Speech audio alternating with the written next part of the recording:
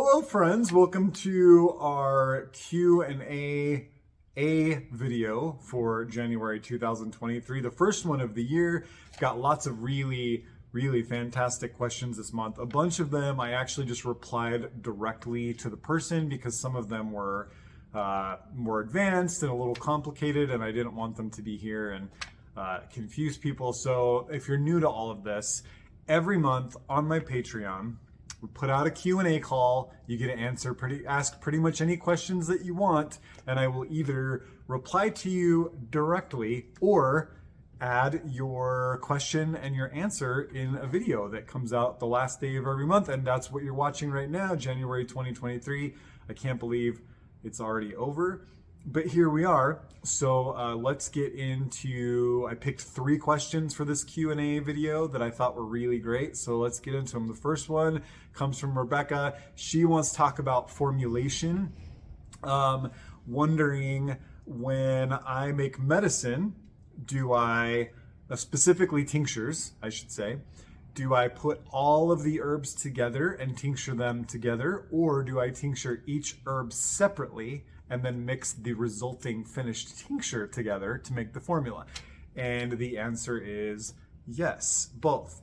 I work with the simples, meaning the individual tinctured herbs, as I'm really dialing in and polishing my formulations. That way, if I don't like how the formula feels, how it turns out, how it settles in the bodies of my clients, I haven't made a huge batch of a formula that then I don't love. This way I can make literally a 1 ounce dropper of a formula by just combining the simples of each of the herbs in the formula and play with that and adjust as needed. And then when I have it dialed in, when I have it perfected, then I will actually make the tincture by putting all the herbs together in one jar, one maceration, letting them hang out together, letting them extract together, bring in the synergy. There are definitely herbalists out there, especially old school American herbalists, who will say that certain herbs, especially really demulcent herbs or really astringent herbs, can prevent other herbs in a formula from fully extracting. I have not found that to be true, and I have done lots of experimentation. So in my clinic, super busy, it works for me to just put everything together once I have the formula dialed in and to experiment using simples. So hopefully that's helpful. Really good question. Thank you so much. Next question, Sharon wants to talk about discernment on the path. And when I think when she says the path, she means the path with capital P, whatever that means, whether it's a plant spirit path, an herbalist path, a pagan path, a sorceress path, which I think is brilliant.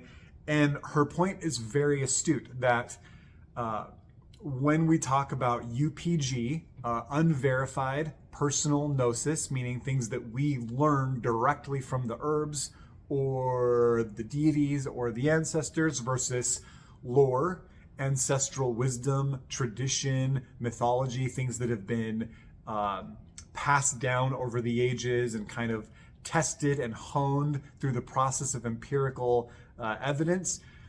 How do we make sure that we're not, for lack of a better term, up in the night with what we get, right? Because I think we've all probably experienced either receiving inspiration ourselves that we've been like, I don't know how I feel about that, or more commonly, been around people in various communities, especially of the pagan sort, where somebody is presenting themselves in a way or saying things that for most of us don't sit right.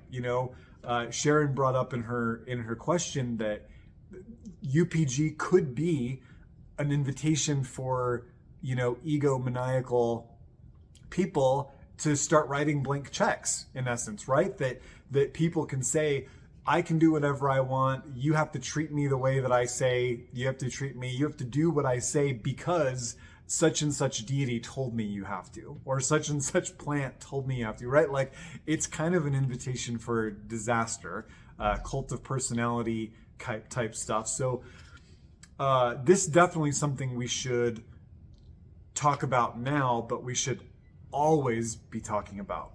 Do you know what I'm saying? Like, we should always be scrutinizing ourselves and scrutinizing our teachers and people in our communities, especially people in positions of power and authority, just to make sure. And I don't mean scrutinizing in like a bad way, but just like, you know, when things don't sit right, listening to that and going, okay, is that a me thing? Is that, you know, I'm being edged into a state of discomfort and that's okay, there's growth in it, and, you know, maybe it's new for me? Or is this a red flag and am I not feeling it, and what can I do about it, right?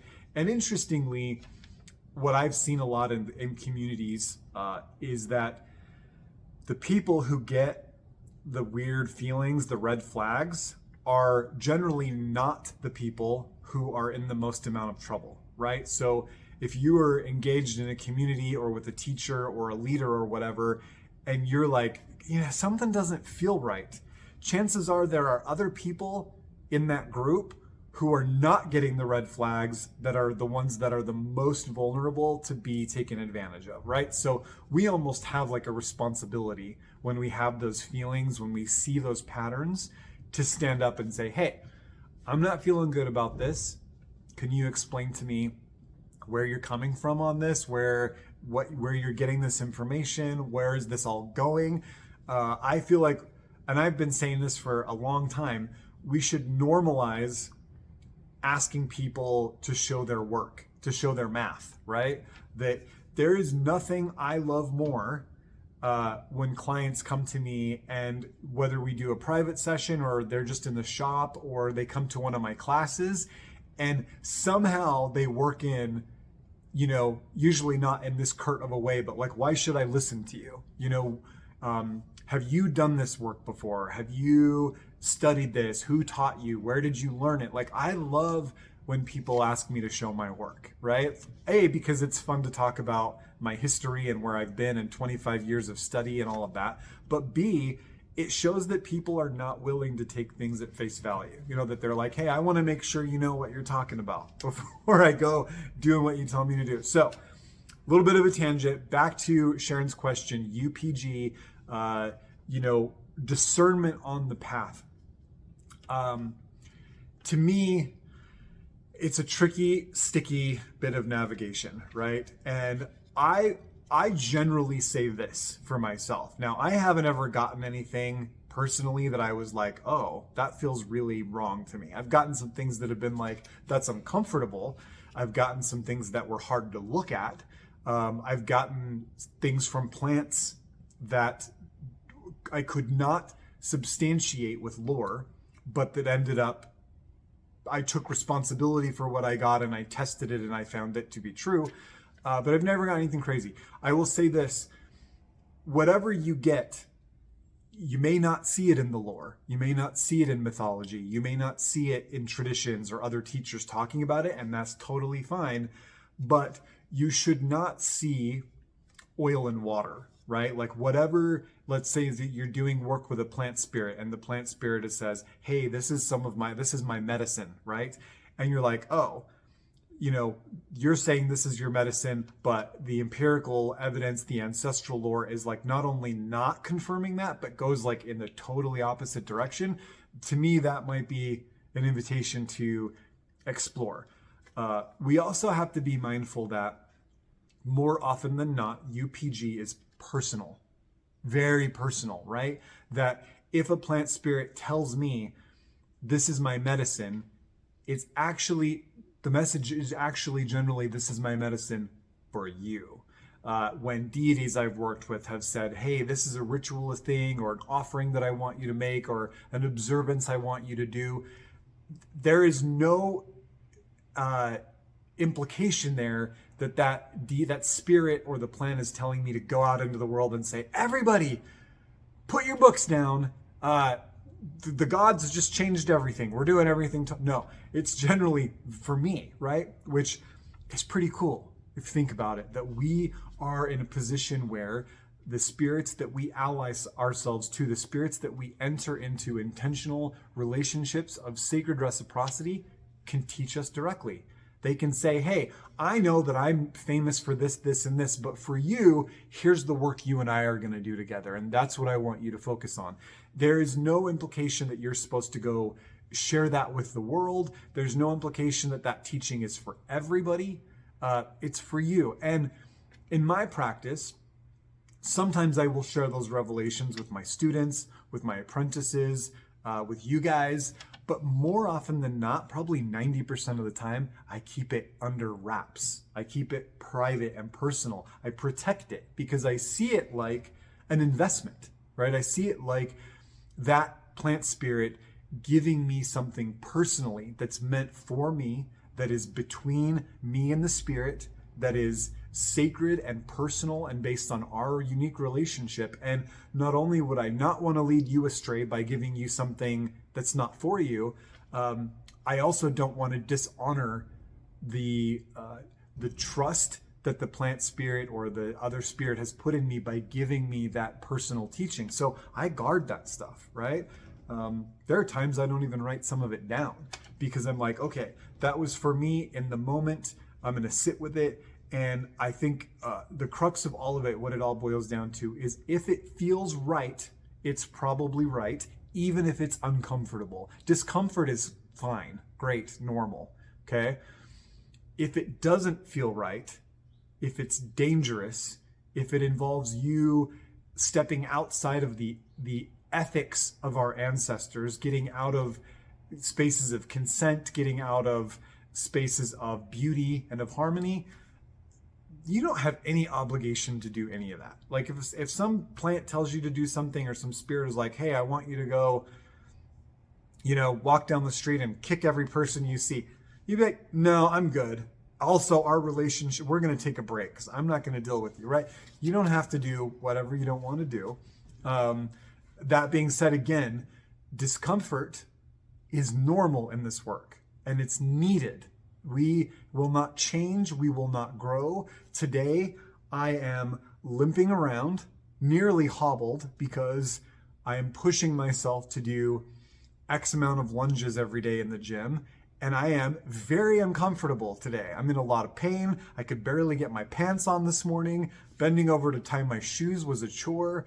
But I know that this discomfort is leading to strength, and I'm okay with it, right? I'm not in danger.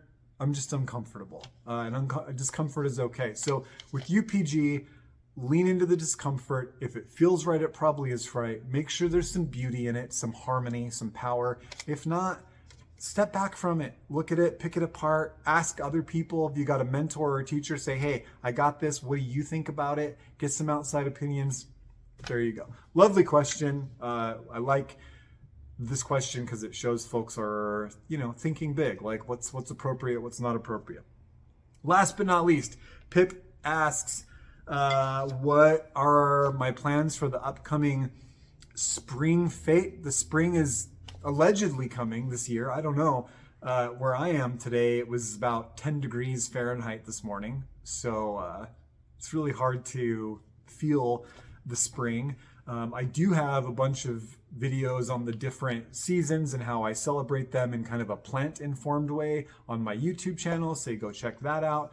But Pip is aware that I'm always doing new things and trying new stuff, so I will say this year, I'm really digging into soil sorcery this year, and I'm really going to do some work around the thawing of the permafrost, around being mindful of how the soil changes as the days get longer and warmer, and how the frost, that nice layer of frost on the soil here where I live, starts to recede and melt, and the soil warms and it starts to wake up the sleeping plants and the dormant seeds hidden within. And I'm really going to lean into that as part of some research I'm doing for a class that'll eventually happen on soil sorcery. And that's kind of my focus this year. Also, starting today, actually, I brought her into the shop because I'm going to find a place of honor for her in the shop. I will be working over the next week or so with the goddess Brigid, and kind of making a cursory connection with her. We have flirted with each other a little bit, been kind of dancing around one another for a few years. And so as we approach Imbolc in the next couple of days, which is really, all about Bree, I'm going to give her some space in my life and do some offerings and some meditations with her. And I am planning on taking a really beautiful 5-week course that's being offered from Orlagh Costello, who's one of my favorite native Irish teachers via the Irish Pagan school. Orlagh is very much a devotee of Brigid, and she's got a really cool 5-week course on irishpaganschool.com that I'm excited to take. So I'm going to kind of use that as a devotional 5-week thing with Brigid, with Brigid, and try to get to know each other and see what's there. This is a normal thing for polytheists, for folks who are animist, for folks who are sorceress, that because we live in a world filled with so many non-human persons, we get to court them, and we get to feel people out, and we get to see where there's relationship and where there's not, where there's synergy and where there's not. And I could spend the next 5 weeks really getting to know Brigid, only to discover that now we know each other. She knows my name, I know her name. If I ever need her or meet one of her devotees, we can have a great ritual together, a great conversation, but that's it. It may be that she ends up getting a permanent spot on my home shrine, and we come into kind of a patronage relationship. Anything's possible. It's just like human relationships. Sometimes people stay acquaintances. It's always good to have a friend in every port, right? And sometimes they become close friends, and that closeness also has a diversity, a tapestry of different manifestations. So this year for me, spring is about soil work, that meditation on soil as a gateway, right? As a gateway of passing down into the mysteries at death, and then of course life emerging from the darkness at birth. And so I'm doing some heavy soil sorcery this year, and hanging out with Goddess Brigid to see what's there, and taking the class from Orlagh as part of my spring devotions. And that's about it. I still haven't figured out if I'll be doing much gardening this year. Last year I did quite a bit, but with everything that was happening, I didn't put as much energy into it as I would have liked to. So this year I'm kind of trying to plan ahead, see what kind of level of garden intensity I can get into, and try to be gentle with myself, because there are lots of changes afoot. So that's that. So thank you, Pep. Thank you, Sharon. Thank you, Rebecca. Thank you, all the other folks who sent questions. I really, really love these. They're so awesome. Again, usually around the 20th of every month, post a question call on Patreon. It's available to patrons of every level. And you get to put your little question, your little Q in there, and then you get an A on the video. Or you can send them to me privately if you don't want me to talk about it on a video. That's cool too. So with that, thank you so much. If you learned anything cool, if you got inspired, let me know in the comments. Let's hear from you. Make sure anybody out there, anybody listening, and I will see you very soon. Till next time, take care.